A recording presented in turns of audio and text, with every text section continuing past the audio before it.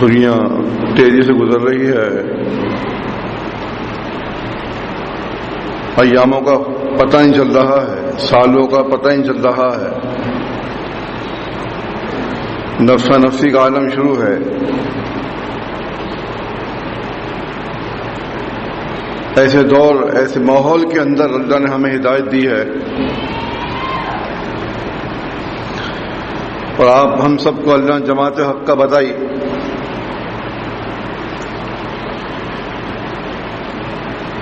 تو جماعت میں آنا، حق قبول کرنا، یہ اس چیز کا متقاضی بھی ہے کہ آپ حق دوسروں تک پہنچائیں۔ یہ ذمہ داری ہم پر عائد ہوتی ہے۔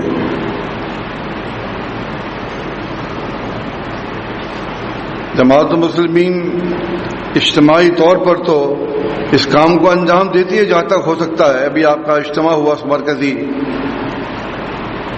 اس میں الحمدللہ جوگ در جوگ لوگ اجتماع میں شریک ہوئے۔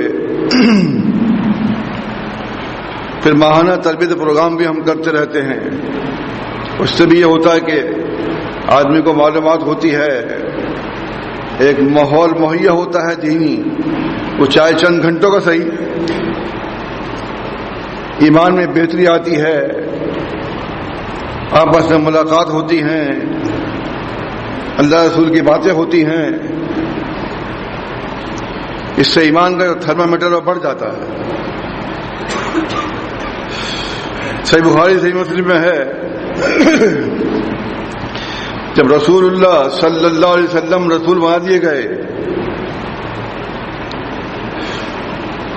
تو سب سے پہلے اللہ تعالی نے اپنے رسول کو ہی حکم دیا، انذر عقیبۃ اقربین، اے رسول آپ اپنے قرابت دار جو خاندان ہیں ان کو ڈرائیے۔ یعنی کہ اللہ تعالی نے تبلیغ کا سلسلہ کہاں شروع کیا؟ خود رسول اللہ صلی اللہ علیہ وسلم سے ان کو حکم دے دیا، انذر عشیرتک، اے رسول ڈرائیے اپنے خاندان والوں کو۔ اقربین مانے جو قرابت دار، قریبی خونی والے رشتہ دار ہیں، آپ کے خونی رشتہ دار۔ آپ جانتے ہیں کہ خونی رشتہ دار قریب ہوتے ہیں اور ایک دوسرے کی حمایت بھی کرتے ہیں اور ہر قسم کا تعاون کرنے کو تیار ہوتے ہیں۔ تو پہلے آپ ان پر جو ہے دین اسلام کو پیش کیجئے۔ تو اللہ کے رسول صلی اللہ علیہ وسلم نے آیت کی تعمیل میں آپ پہاڑ پہ چڑھ گئے اور وہاں جا کے آپ نے فرمایا صباحا، آپ نے اعلان کیا، اے قبیلہ قریش کے لوگوں جمع ہو جاؤ، اے بنو فہر جمع ہو جاؤ، اے بنو مرہ جمع ہو جاؤ۔ اس طرح ایک عام خطاب کرنے کے بعد اللہ کے رسول صلی اللہ علیہ وسلم نے تمام لوگوں کو جمع کر لیا، جس میں ابو لہب بھی تھا۔ اس میں دیکھا معاملہ کیا، دیکھتے ہیں۔ صحیح بخاری کا الفاظ ہیں، جو آدمی خود نہیں آ سکا اس نے کسی کو بھیج دیا۔ انہوں نے پوچھا کون پکار رہا ہے، پہاڑ پہ کون چڑھ گیا ہے؟ انہوں نے کہا محمد ہیں صلی اللہ علیہ وسلم۔ انہوں نے کہا جاؤ تو دیکھو کیا کہتے ہیں محمد، کیونکہ وہ سچے آدمی ہیں، ان کی بات کیا ہے، معاملہ کیا ہے، سنو جا کر۔ تو جو خود نہیں آیا اس نے اپنا آدمی بھیج کر جو پیغام آپ دینے والے تھے تاکہ وہ اس کو وہاں سے لے اور ہمیں پہنچا دے۔ آپ نے فرمایا اے لوگو، میں نے تمہیں اس لیے یہاں جمع کیا ہے، اگر میں تمہیں اس بات کی خبر دوں کہ ایک لشکر تم پہ حملہ کرنے والا ہے، اگر میں تمہیں اس بات کی خبر دوں کہ صبح اور شام تمہارے اوپر چھاپا پڑنے والا ہے، تو کیا تم میری بات کی تصدیق کرو گے؟ تو لوگوں نے کہا کہ یا محمد، ہمیں آپ سے کبھی جھوٹ کا تجربہ نہیں ہوا، آپ سچے ہیں، آپ نے ہمیشہ سچ بولا ہے اور جو آپ بتا رہے ہیں یہ بھی سچ ہے۔ تو فرمایا آپ نے پھر میں تمہیں دردناک عذاب سے ڈرا رہا ہوں۔ وہ حملہ کیا ہے، وہ لشکر کیا ہے، وہ دردناک عذاب ہے۔ تمہیں اس سے بچانے کے لیے میں نے تمہیں اس سے متنبع کرنے کے لیے یہاں جمع کیا ہے۔ رسول اللہ صلی اللہ علیہ وسلم نے اپنے قریبی رشتہ داروں کو پکارا، اے بنو فہر، اپنے آپ کو دوزخ سے بچاؤ، میں تمہارے کام نہیں آؤں گا۔ اے ابو مرہ، اپنے آپ کو دوزخ سے بچاؤ، میں تمہارے کام نہیں آؤں گا۔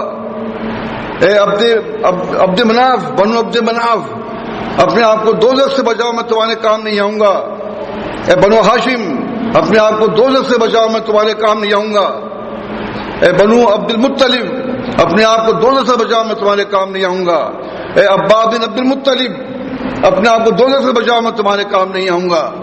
اے صفیہ محمد کی پھوپھی، مجھ سے تم یہاں کام لو، مجھ سے یہاں تم مال مانگو، یہاں میری اطاعت کرو گے تو میں تمہارے کام آؤں گا قیامت کے دن۔ فاطمہ محمد کی بیٹی، اگر تمہیں کوئی فائدہ اٹھانا ہے اپنے باپ سے تو یہاں اٹھاؤ، دنیا کے اندر میں بروز قیامت تمہارے کام نہیں آ سکتا۔ مطلب کیا ہے کہ محض مجھے تم اگر رسول مان بھی لوگے، عمل نہیں کرو گے تو میں تمہارے کام نہیں آؤں گا۔ رسول ماننے کے بعد عمل ضروری ہے۔ تم عمل دنیا میں کرو گے تو میں تمہاری اللہ کا حمایت کروں گا، اور تم نے یہاں میری بات نہیں مانی تو اللہ کے ہاتھ تمہاری کس منہ سے تمہاری میں حمایت کروں گا۔ جب یہ آپ کی تحقیق ختم ہوئی تو ابو لہاب کھڑا ہوا، اس نے کہا تم نے مجھے یہاں اس لیے جمع کیا ہے اور سارا دن تم نے ہمارا برباد کر دیا، ہم نے بتایا تم کیا بتانے والے ہو ہیں؟ یہ کہہ کر ابو لہاب چلا گیا۔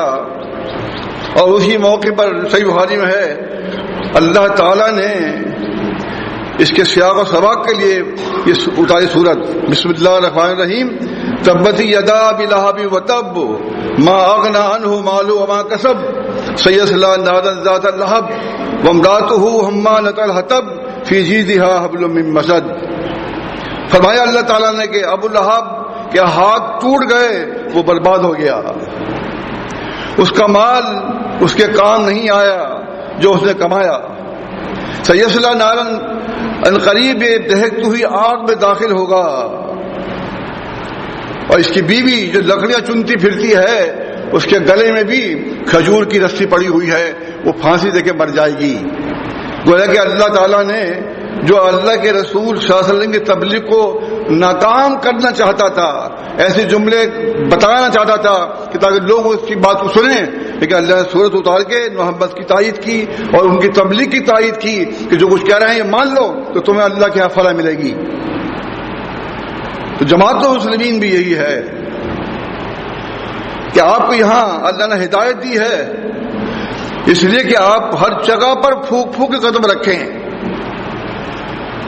مجھے حیرت ہوتی ہے کہ سیلفیاں بنا رہے ہیں، سیلفیاں تصویریں کھینچ رہے ہیں، اور کوئی علماء بھرے پڑے ہوئے ہیں پاکستان کے اندر، ہندوستان کے اندر، سعودی عرب میں، دنیا میں، کوئی ان کو بتاتا نہیں کہ بھائی تم یہ کیا کر رہے ہو، یہ تم کیسا فیل کر رہے ہو، یہ فیل تو تمہیں دوزخ سے باہر نکال ہی نہیں سکتا، بہت ہی خطرناک فیل ہے، کوئی کہنے والا نہیں ہے۔ اور جب کوئی کہتا نہیں ہے تو ہمارے لوگ اس سے متاثر ہوتے ہیں۔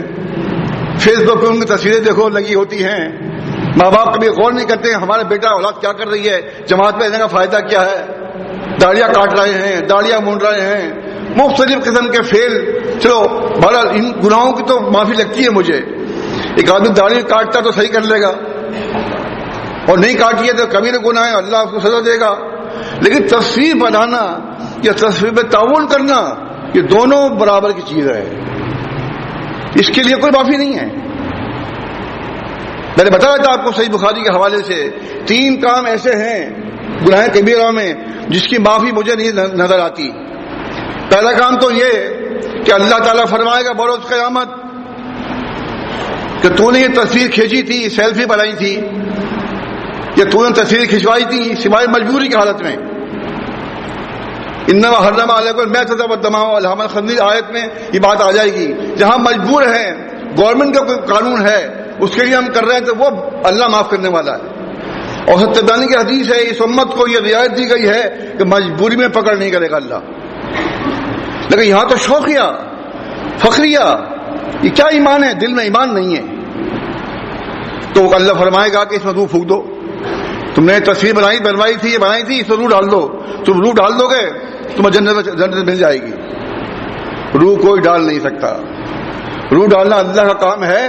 گویا اللہ نے ایسا اس کے ذمہ کام لگا دیا کہ وہ اس کو بخشنا ہی نہیں چاہتا. دوسرا کام، جو لوگ جھوٹے خواب بیان کرتے ہیں، آنکھوں کو وہ دکھاتے جو آنکھوں نے نہیں دیکھا، ان کو بھی کہا جائے گا بروز قیامت یہ 2 جو کے دانے ہیں، گیہوں جو کے دانے ہیں، اس میں گرہ لگا دے. تو نے اگر گرہ لگا دی تو تیرے کام سچے ہو جائیں گے. وہ گرہ نہیں لگا سکتا. 2 جو میں گرہ لگ ہی نہیں سکتی. کیسے لگائیں گے گرہ جو 2 جو میں نہیں لگا سکتے. یہاں بھی اللہ نے وہ کام دیا اس کو جو وہ کر نہیں سکتا ہے، اس کو دوزخ میں رہنا ہوگا. تیسرا آدمی وہ ہے جو خودکشی کرتا ہے، اس کے لیے بھی یہی ہے، خالدن مخلدن فی ابدن. صحیح بخاری کے الفاظ ہیں، خالدن ہمیشہ رہنے والا ہے، مخلدن اس کو ہمیشہ دے دی گئی، فی ابدن وہ دوزخ میں ہمیشہ ہمیشہ رہے گا، باہر نہیں آ سکتا. کیونکہ اس کے ساتھ وہی عمل ہوتا رہے گا. جس چیز سے بھی اس نے مار کے خودکشی کی ہے وہ مارتا رہے گا، نکالتا رہے گا، مارتا رہے گا اور نکالتا رہے گا. تو یہ وہ افعال ہیں جن کی معافی نہیں ہے میرے بھائی. اگر آپ نے جماعت المسلمین اختیار کی ہے تو اس لیے کہ ہم سب جنت میں جائیں. یہ ایسی موٹی موٹی باتیں بھی اگر آپ اپنے بچوں کو نہیں دیکھیں گے، اپنی لڑکیوں کو نہیں دیکھیں گے. میں نے اس لیے منع فرمایا کسی بھی جوان لڑکی کو جس کی شادی نہیں ہوئی ہے اس کو موبائل فون مت دو. موبائل فون میں بہت سے ایک چیز آج نہیں کی، کل نہیں کی، پرسوں نہیں کی، روز سامنے آ رہی ہے. شیطان پیچھے لگا ہوا ہے، کوئی بھی کام ایسا کرا دے گا جس میں آپ پہ بھی حرف آئے گا اور لڑکی بھی کچھ نہ کچھ کر بیٹھے گی. زیادہ ان کو دو، شادی ہونے کے بعد جو شوہر دے یا نہ دے یہ ان کا معاملہ ہے.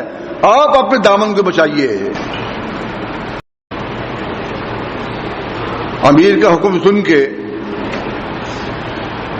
فیس بک سے تصویر ہٹا دی بعض لوگوں نے. دل سے نکالے، وہاں اس لیے نکال دیں کہ ہمارے خلاف کارروائی ہو جائے گی، امیر صاحب ہمارا مقاطع کر دیں گے یا جرمانہ کر دیں گے، کچھ کر دیں گے. بھائی میں آپ کو اللہ کی سزا بتا رہا ہوں. میں مقاطع کروں گا، آپ کہیں گے جی میں آئندہ میں ختم کر دوں گا. لیکن دل میں جو تو آپ نے ایک چیز غلط بسا لی ہے، دل میں توبہ کریں کہ آئندہ یہ کام ہم نہیں کریں گے، یہ کام ہمارے کرنے کا ہے ہی نہیں. ہم مسلم ہیں، اللہ نے ہمیں ہدایت دی ہے. ہدایت کا تقاضا یہ ہے کہ ہم ایسے کاموں کو دوسروں کو منع کریں، نہ کہ ہم خود اس میں ملوث ہو جائیں. تو لہٰذا اس کا دھیان رکھیں. یہ تبلیغ ہے، یہ بھی پہنچائیے اپنے رشتے داروں کو، اپنے دوستوں کو، خاص اپنے گھر کو سمجھائیے. پہلے اپنے گھر کو مسلم بنائیں، بعد میں دوسروں کی بات آپ کریں گے نا، ورنہ بات تو آپ پر لوٹ آئے گی. سب اپنے گھر کو جا کے اپنے گھر کو دیکھیے. ابو طالب جو آپ کے سگے چچا، وہ آپ کی حمایت کرتے ہیں، آپ کی صحیح باتوں کی حمایت کرتے ہیں کہ نہیں میرے بھتیجا صحیح کہتا ہے. ایک دن ان کو تبلیغ کرنے گئے کہ میرے چچا جب میری حمایت کرتے ہیں اور صحیح کاموں کی تائید کرتے ہیں تو اللہ ممکن ان کو ہدایت دے دے، کلمہ پڑھ لے. یہ توقعات لے کر وہ اپنے چچا کے پاس جا کے بیٹھ گئے سرہانے. ان سے کہا کہ چچا جان لا الہ الا اللہ پڑھ لیجئے، اشہد لک عند اللہ یوم القیامہ. میں آپ کے لیے قیامت کے دن کہ آپ نے لا الہ الا اللہ پڑھا تھا اس کی میں گواہی دوں گا. ادھر ابو جہل بیٹھا ہوا تھا، عبداللہ بن ابی ابن ابی اوئی بیٹھا ہوا تھا، امیہ عبداللہ ابن ابی امیہ بیٹھا ہوا تھا، مغیرہ. اس نے کہا کہ ابو طالب تم کیا اپنے آباء و دین سے بے رغبتی کر رہے ہو؟ ایسے اوقات کہ جب تم مرنے والے ہو تو اپنے بھتیجے کی بات مانو گے؟ لوگ کیا کہیں گے تمہیں؟ وہ ان کو آگ دلانے لگے. وہ ان کو سمجھاتے رہے، وہ منع کرتے رہے، وہ سمجھاتے رہے، وہ منع کرتے رہے. آخر میں کہہ دیا ابو طالب نے کہ میرے بھتیجے میں تمہاری آنکھوں کو ٹھنڈا کر دیتا، لیکن میں اپنے اوپر یہ الزام لے کے نہیں مرنا چاہتا کہ لوگ یہ کہیں کہ مرتے وقت اس نے اپنے بھتیجے کی بات مان لی، اس لیے موت کے ڈر سے. فرمایا اللہ کے نبی صلی اللہ علیہ وسلم نے لاستغفرن لک ما لم انہا ان کا، میں آپ کے لیے بخشش طلب کرتا رہوں گا جب تک مجھے روکا نہ گیا اوپر سے. یہ کہنے کے بعد وہ تو فوت مر گئے، لیکن اللہ تعالیٰ نے آیت قرآن مجید میں فرمایا ما کان للنبی والذین آمنوا ان یستغفروا للمشرکین. تو پابندی لگ گئی، پابندی لگ گئی. کسی نبی کے لیے اور جو لوگ ایمان لے آئے ہیں نبی پر، ان کے لیے زیبا نہیں ہے کہ وہ مشرکین کے لیے بخشش طلب کریں. ولو کانوا اولی قربا، چاہے ان کے قرابت داری کیوں نہ ہو، قریبی رشتہ داری کیوں نہ ہو. بات چلیے قریبی رشتہ دار کی. یہاں پر شروع میں فرمایا نا آیت میں کہ رسول سمجھائیے اپنے قرابت داروں کو، اور آپ کے سگے چچا ہیں.